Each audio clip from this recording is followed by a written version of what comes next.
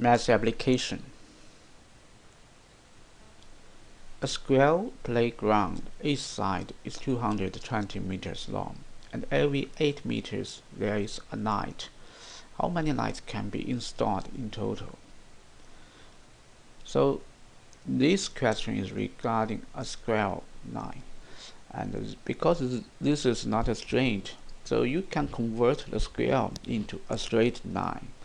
It means that each side can multiply 4, and then if you draw it in a picture, you will find that there are 4 points of the duplication. So the calculation is like this: 220 multiplied 4 divided by 8.